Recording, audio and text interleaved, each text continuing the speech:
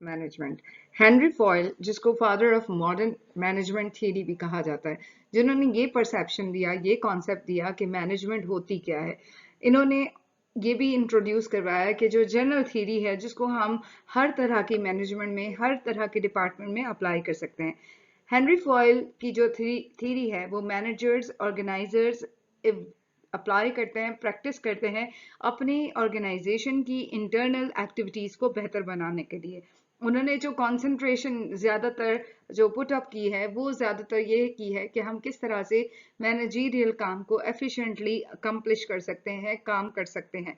इसी के बेस पे जिस तरह से उन्होंने इससे पहले फंक्शंस बताए हैं, 5 फंक्शंस के मैनेजमेंट के क्या फंक्शंस हैं, इसी को कंटिन्यू करते हुए उन्होंने 14 प्रिंसिपल्स ऑफ मैनेजमेंट भी बताए हैं या बनाए हैं, जिसके जरिए कह सकते हैं कि आप अगर किसी मैनेजमेंट को कामयाब करना चाहते हैं तो ये 14 प्रिंसिपल्स को फॉलो करते हुए आप कर सकते हैं।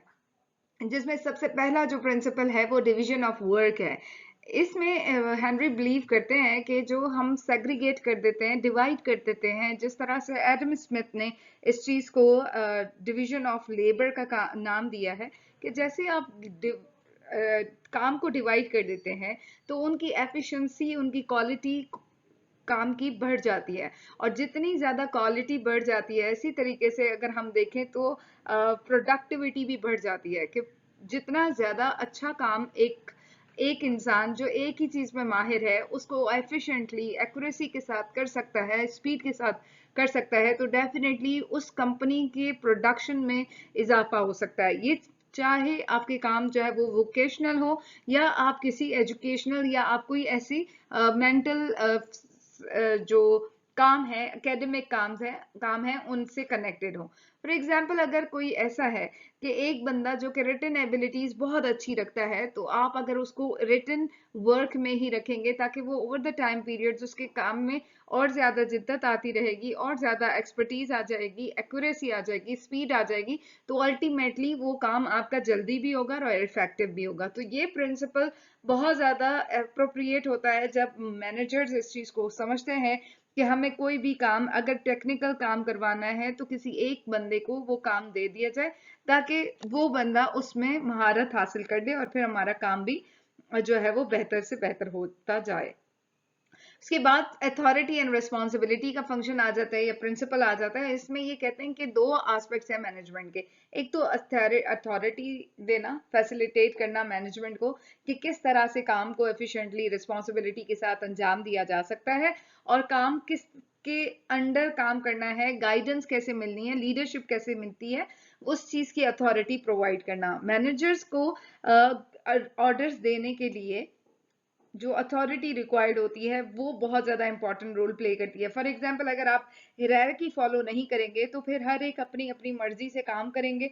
अगर आपने हिरारकी बना दी कि एक आपके सुपीरियर हैं, उनके अथॉरिटी के अंडर दूसरे वर्कर्स काम करेंगे, तो उस हिरारकी के मुताबिक वो अपनी जो रिस्पॉन्सिबिलिटीज हैं दूसरों तक कन्वे करते जाएंगे और फिर एक इफेक्टिव लीडरशिप या जो एक अथॉरिटी का ये रिफ्लेक्ट हमें नजर आएगा कि किस तरह से वो काम को अच्छे से अंजाम दिलवा सकते हैं।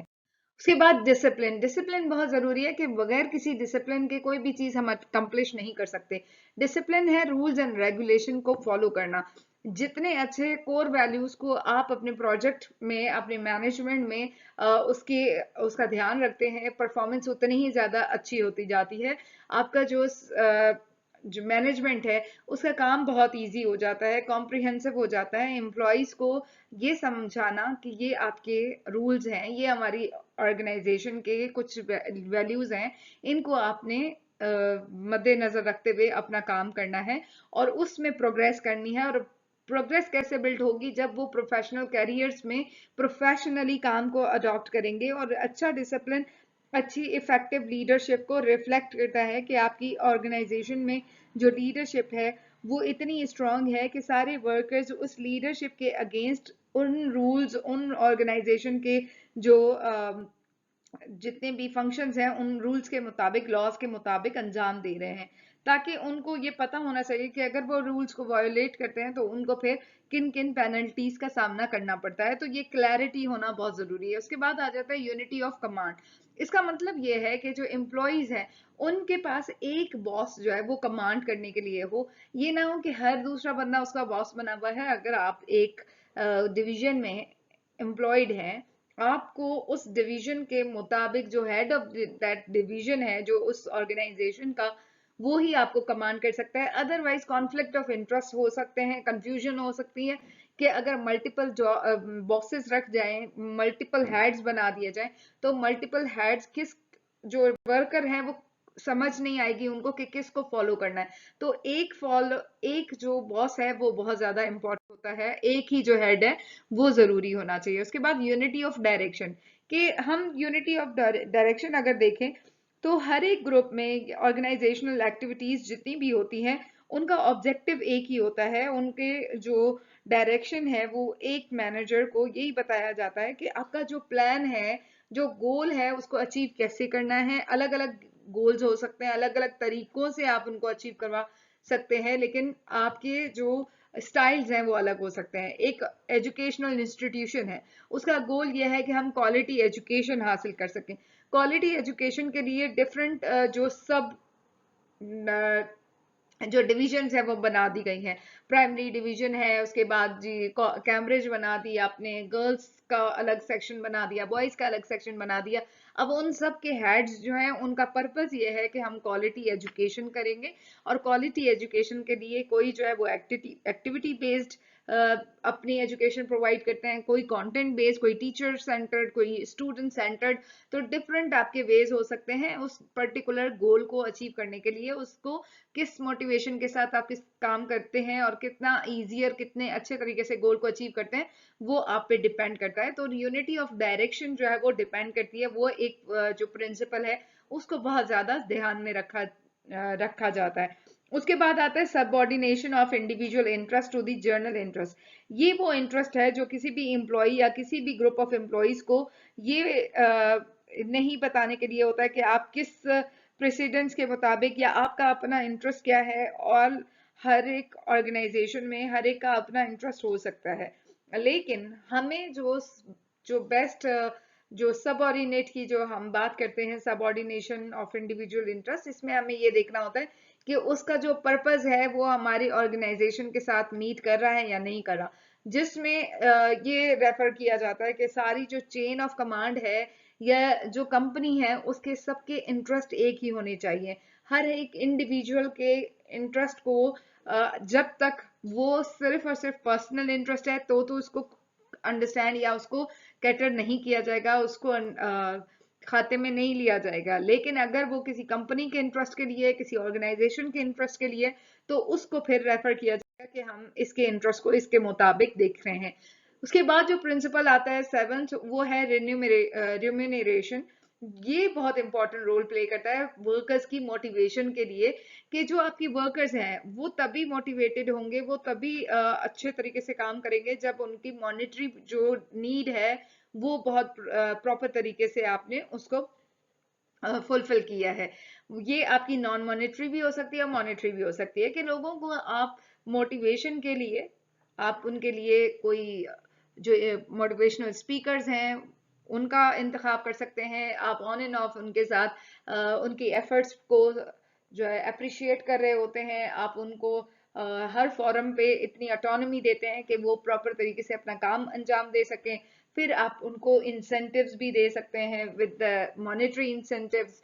उससे भी उनकी जो है वो काफी ज्यादा मोटिवेशन इंक्रीज होता है, जो कि अल्टीमेटली आपकी ऑर्गेनाइजेशन के लिए बहुत ज्यादा इफेक्टिव साबित हो सकता है। आपकी प्रोडक्शन जो है वो उसमें इजाफा हो सकता है। और प्रोडक्शन आपकी कोई भी हो सकती है, आइदर वो आपके एकेडमिक हो या आपके जो भी वर्किंग एनवायरनमेंट है, वोकेशनल है, या आपकी कोई ऐसी चीज है जिसमें आपका जो वर्कर का सेटिस्फाई होना बहुत जरूरी है ताकि वो प्रॉपर तरीके से काम अंजाम दे सके। उसके बाद आ जाता है सेंट्रलाइजेशन। किसी भी कंपनी में हम सेंट्रलाइजेशन को रेफर ये करते हैं, ये वो डिग्री है जिसमें सबऑर्डिनेट्स इन्वॉल्व होते हैं डिसीजन मेकिंग में।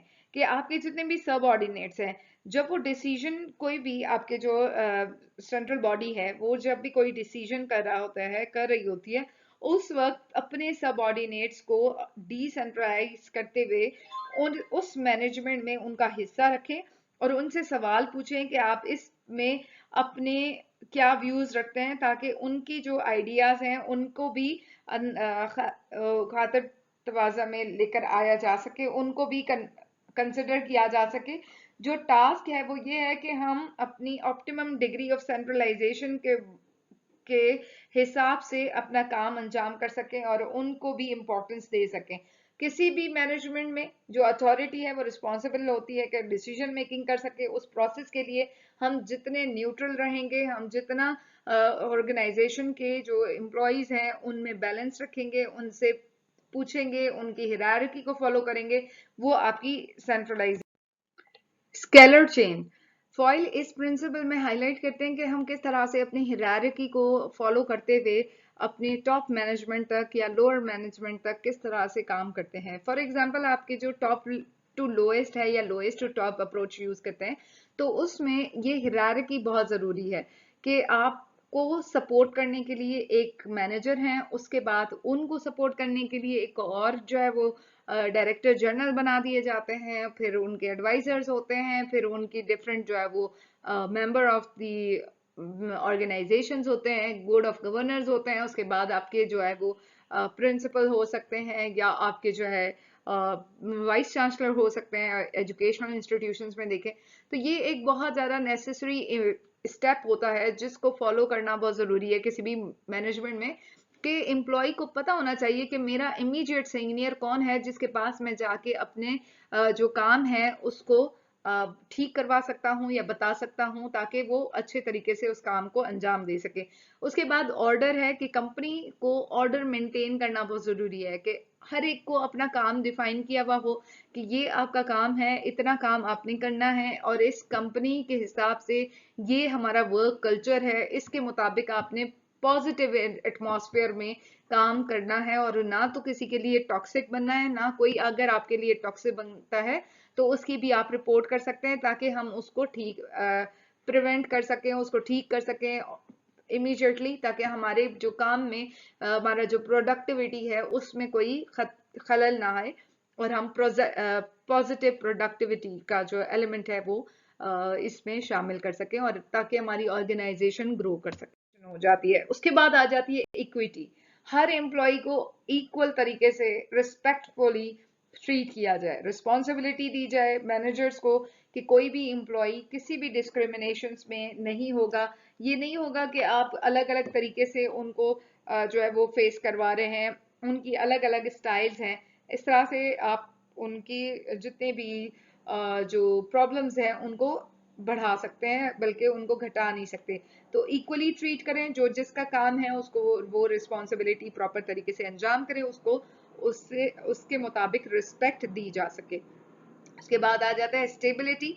स्टेबिलिटी में ये है कि आप किस तरह से अपने एम्प्लॉयज को अच्छे तरीके से कोई भी उनके काम को सिक्योर वे में किस तरह से जॉब डिलीवर करते हैं, उनकी ड्यूटीज को किस तरह से मैनेजमेंट जो है वो देखती है, उनको कैसे जॉब सिक्योरिटी प्रोवाइड करती है, उसके लिए उनको कौन कौन से इंसेंटिव्स देती है। फॉर एग्जांपल आपको जब भी कोई जॉब आपने देखी होगी तो वहां पे ये लिखा होगा कि हम आपको ये इंसेंटिव्स देंगे, आपको मेडिकल फैसिलिटीज होंगी, आपको जो है वो हम ट्रांसपोर्ट फैसिलिटीज देंगे, फिर हम आपको वेकेशन इतनी देंगे और ये आपकी छुट्टियां होंगी। ये सारी चीजें इसलिए होती हैं कि उस एम्प्लॉय को स्टेबिलिटी फील करवाई जाए, और ये जब ये फील करवाई जाती है तो उसका मकसद ये होता है कि उनको वो प्रॉपर तरीके से उस कंपनी में सिक्योर फील करवा रहे हैं। उसके बाद आ जाता है इनिशिएटिव।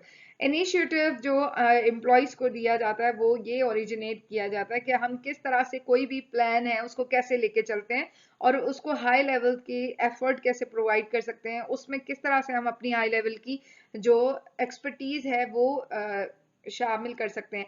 फॉर एग्जाम्पल अगर मुझे कोई एक टास्क दिया गया है, लेकिन अगर वो टास्क मुझे उस ऑर्गेनाइजेशन के किसी भी इंसान के की मदद से नहीं नजर आ रहा, तो मैं अपनी इनिशिएटिव लेते हुए उसके मुताबिक रिसर्च कर सकती हूँ और रिसर्च करके अपने इंटरेस्ट के मुताबिक उसमें इनपुट अपना दे सकती हूँ।